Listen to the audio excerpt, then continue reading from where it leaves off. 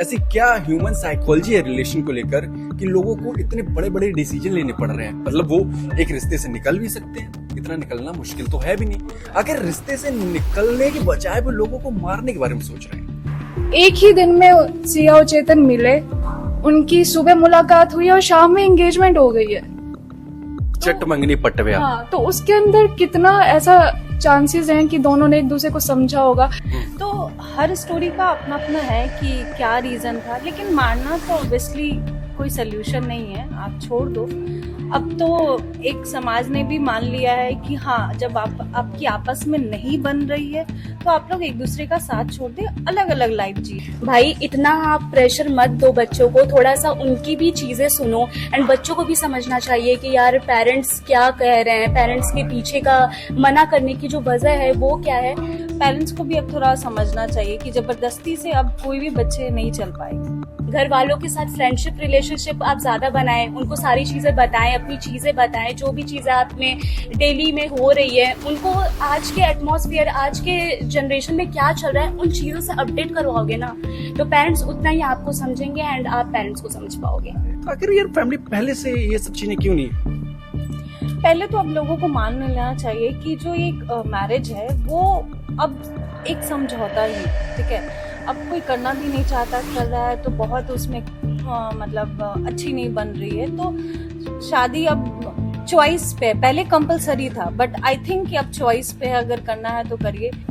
सी आजकल की युवा ऐसी है कि अगर ये सब चीज़ें पता चलती हैं तो वो अलग होने का डिसीजन ले लेते हैं, लेकिन कुछ हद तक चीज़ें शायद उलझ जाती हैं, तो लोग उस टाइम पे शायद ये डिसीजन नहीं ले पाते और उसमें और ये चीज़ें उलझ जाती हैं और ये फैसला शायद उन लोगों को ये सब ले रहे होंगे। तो भैया पति देव जरा संभल कर।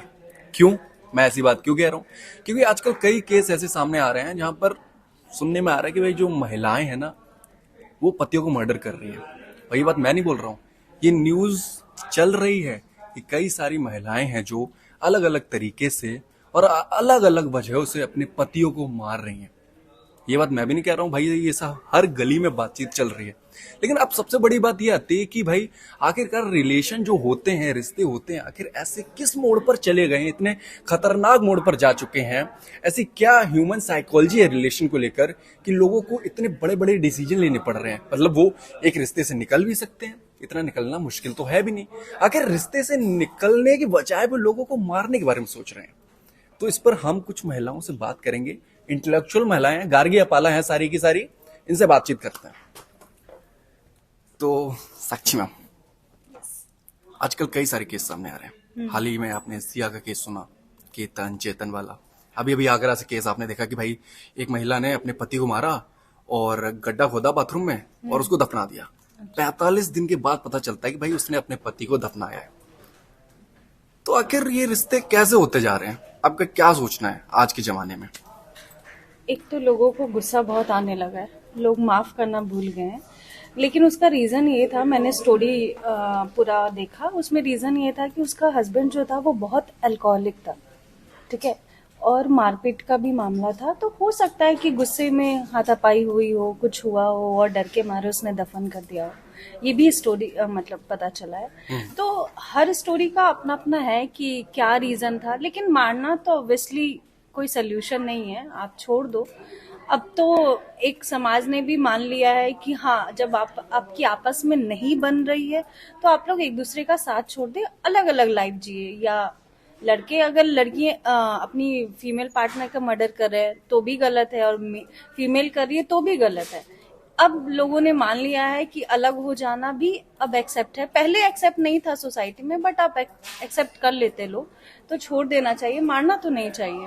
अच्छा, ये तो रही चलो आगरा वाले केस की बात। अभी जो पुणे वाला केस है, आई मीन महाराष्ट्र वाला, सिया चेतन केतन वाला, उसके बारे में क्या सोचना है? उसमें भी ये है कि जो फीमेल है उसकी एज 20 है, अप्रोक्स 20-21 आई थिंक। वो कोई एज अब आज के रेट में, क्या तुम मानते हो कि अब वो एज मैरिज के लिए सही है? 18 साल होती है लड़की की एज। ये पहले माना जाता था, अब बहुत रेयर है कि वो भी पुणे में रहने वाली लड़की को 20-21 साल में शादी करवाया जा रहा है। और उसके पेरेंट्स को भी देख के लगता है कि उसको पता था कि समथिंग कुछ है, दोनों पेरेंट्स को पता था। अच्छा, तो ये सबसे बड़ा सवाल है कि भाई लड़का लड़की ये थोड़ा सा साइड में रख देते हैं। ये सवाल बहुत चल रहा है लोगों के मन में कि भाई फैमिलीज को पता होता है, हाँ, फैमिलीज को पता था। ऐसा नहीं है कि एकदम से ही वो वाला ट्रायंगल वाला सामने आ जाए। मम्मी को भी पता होता है, पापा को भी पता होता है। तो आखिर यार फैमिली पहले से ये सब चीजें क्यों नहीं? पहले तो अब लोगों को मान लेना चाहिए कि जो एक मैरिज है वो अब एक समझौता ही है, ठीक है। अब कोई करना भी नहीं चाहता, कर रहा है तो बहुत उसमें मतलब अच्छी नहीं बन रही है। तो शादी अब चॉइस पे, पहले कंपलसरी था बट आई थिंक कि अब चॉइस पे अगर करना है तो करिए। हाँ, उसके पेरेंट्स को पता था और मतलब जो अभी आपका डाउरी केस आया त्रिशा का, ये नोएडा का, उनके भी पेरेंट्स को बताई थी लड़कियों ने कि हाँ मुझे यहाँ प्रॉब्लम हो रही है, आप ले जाओ। उनके पेरेंट्स ने सोसाइटी प्रेशर के कारण नहीं लेके गई और लास्ट में उन्होंने सुसाइड किया। तो पेरेंट्स को भी अब समझना चाहिए, ठीक है। अब उनको चीजें थोड़े ग्राउंड लेवल पे आके ना बैक हो जाना चाहिए कि कोई 20 ईयर्स नहीं है शादी करने के लिए। अगर लड़का अमीर है, अच्छी जो भी उसकी प्रॉपर्टी थी या जो भी नहीं है, Doesn't मत matter about करो। the property. हाँ, जो भी है नहीं है मत करो। पेरेंट्स को भी अब थोड़ा समझना चाहिए कि जबरदस्ती से अब कोई भी बच्चे नहीं चल पाएंगे। उनके क्या, उनके जो फेवरेट जो कंपेयर करते हैं, उनके भी बच्चे उनके हिसाब से नहीं चल पा रहे। तो हाँ, अब आपको अपने बच्चे की सुननी चाहिए। अगर वो कुछ कह रहे हैं तो सीरियस हो सकता है। तो आज वो जो लड़की जेल जा रही है या वो एज नहीं है तो वो बच सकती थी अगर उसके पेरेंट्स को समझ में आता तो। I think so.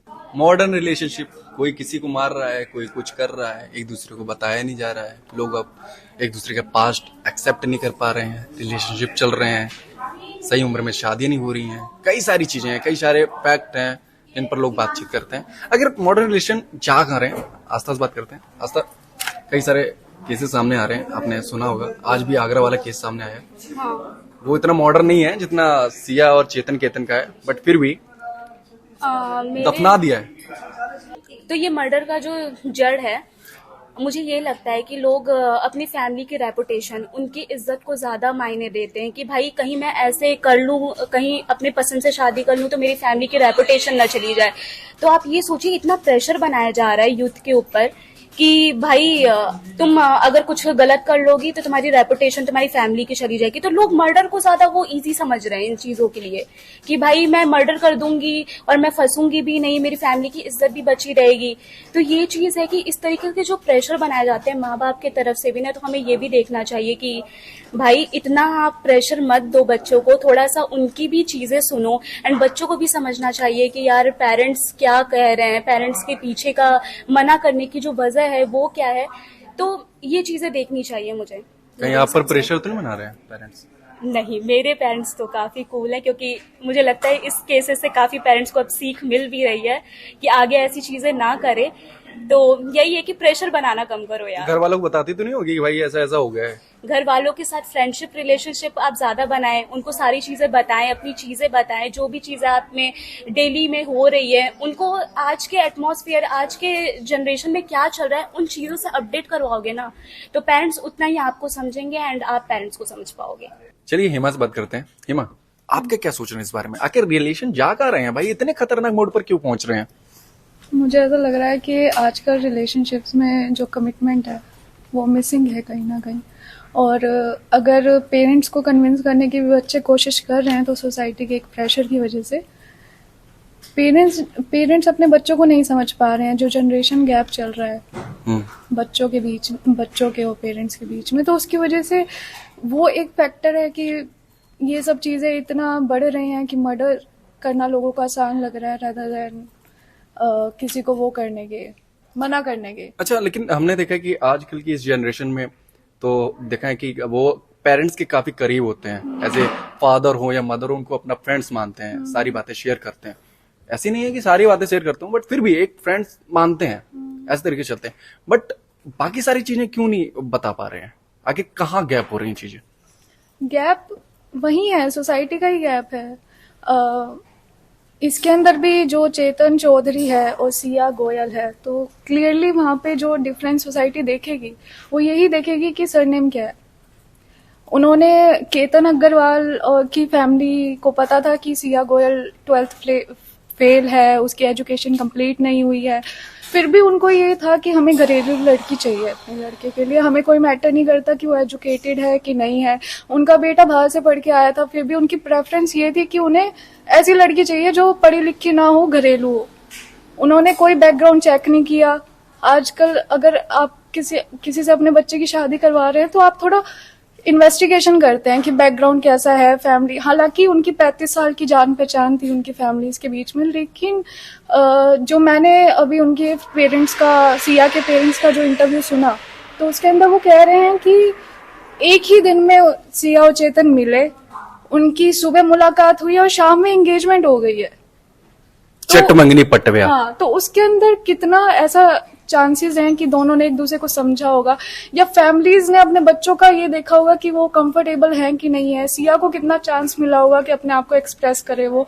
हालांकि सिया के भाई को पता था, बट उसके भाई की भी ये गलती है कि उसने अपने पेरेंट्स को नहीं बताया कि ऐसा कुछ सीरियस चीज चल रही है। बैक ऑफ द वो उससे बातें भी कर रही है। इतने कितने 2000 कुछ जितना भी उनका कॉल रिकॉर्डिंग सामने आई है, रिकॉर्ड सामने आए हैं, तो वो एक बहुत ज्यादा फोन बिजी आना, कई सारी ऐसी चीजें हैं। फिर उसके केतन अग्रवाल के पापा का भी ये कहना है कि केतन उनसे बोलता था कि सिया को फोन बिजी आता है।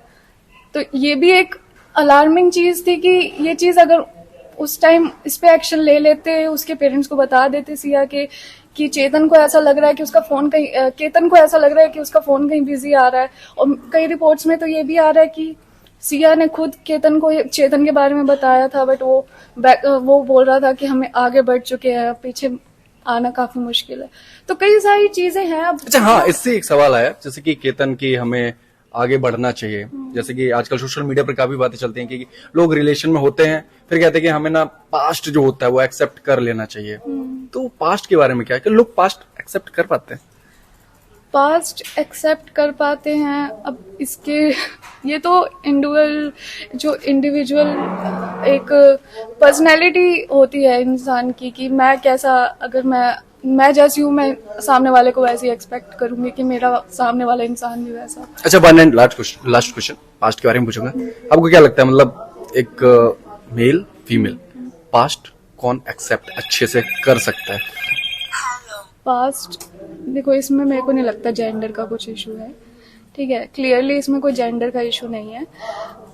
ये है कि कौन कितना, कई बार हमारी जो सोच होती है वो मैच होनी बहुत जरूरी है। इसलिए जो कंपेटिबिलिटी है रिलेशनशिप में वो बहुत मैटर करती है। अगर मैं मॉडर्न माइंड के साथ आगे बढ़ रही हूँ, मैं पार्टनर नहीं है वैसा, तो ऑब्वियसली डिफरेंसेस आएंगे दोनों के बीच में। तो ये इसके अंदर कुछ जेंडर का मेरे को नहीं लगता इसके अंदर कुछ बोलना ठीक रहेगा। और कितने टफ हो रहे हैं कि भाई साहब मर्डर भी होने लगे हैं। अगर मॉडर्न रिलेशन को लेकर कविता आपका क्या सोचना है? आखिर कमी कहाँ हो रही है? इतने खतरनाक मोड पर क्यों जा रहे हैं रिलेशन? मॉडर्न रिलेशनशिप ये गलत नहीं है, ठीक है, लेकिन कहीं कहीं जगह एक हद तक ये चीजें मतलब गलत है। जैसे कि आजकल हमने सिया का केस देखा, हमने रघुवंशी का केस देखा, ये काफी चीजें जो हैं ये गलत है। हाँ, अगर इसमें आप ऑप्शंस पूछ रहे हैं तो जैसे कि फ्रेंड्स वगैरह हमारे होते हैं, स्कूल टाइम पे रिलेशनशिप्स होते हैं, तो हम उन लोगों को जानते हैं। अब ये नहीं है कि सुबह जाना शाम को शादी कर ली, या फिर 1-2 दिन में ही, 1 महीने में, या फिर किसी वेबसाइट के जरिए। तो इन सब चीज़ों का भी एक बड़ा उसमें वो है ऑब्जेक्शन वगैरह। तो मेरा मानना है कि मॉडर्न रिलेशनशिप कोई गलत नहीं है, लेकिन यह है कि सोच पे भी डिपेंड करता है किसकी कैसी सोच है। मतलब शादियां जो होती हैं, जैसे कि कई शादी से पहले भी कई सारे लोगों के रिश्ते होते हैं, लोग एक्सेप्ट करते भी हैं, नहीं भी कर पाते हैं। अब शादी से पहले जो सिया चेतन वाला केस था, ये भी एक तरीके से देखा जाए तो यही है, शादी से पहले रिश्ते थे। ठीक है, वो बता सकती थी, चीजें क्लियर हो सकती थी। कुछ फैमिली की भी दिक्कत रही, उन्हें पता था, वो फिर भी चीजें आगे बढ़ाते रहे और चीजें इतनी जल्दबाजी में हुई कि बहुत कुछ हो गया। अगर शादी के बाद पता चलता तो? शादी से आजकल की युवा ऐसी है कि अगर ये सब चीजें पता चलती हैं तो वो अलग होने का डिसीजन ले लेते हैं, लेकिन कुछ हद तक चीजें शायद उलझ जाती हैं, तो लोग उस टाइम पे शायद ये डिसीजन नहीं ले पाते और उसमें और ये चीजें उलझ जाती हैं और ये फैसला शायद उन लोगों को ये सब ले रहे होंगे। बट यही है कि शादी सबको करनी चाहिए, ऐसा नहीं है कि ये 2-3 बच्चे केस की वजह डर से। का माहौल है पुरुषों में। डर का तो माहौल है, इसका मतलब ये थोड़ी है कि सारी लड़कियां गलत हैं। सारी लड़कियां थोड़ी गलत हो सकती हैं। पुरुषों के लिए भी आप ये बात बोल सकती हैं? पुरुषों के भी कितने सारे केस आए हैं, आप जाके देखिए। तो सारे पुरुष भी तो गलत नहीं हो सकते? हाँ, तो मैं भी तो वही कह रही हूँ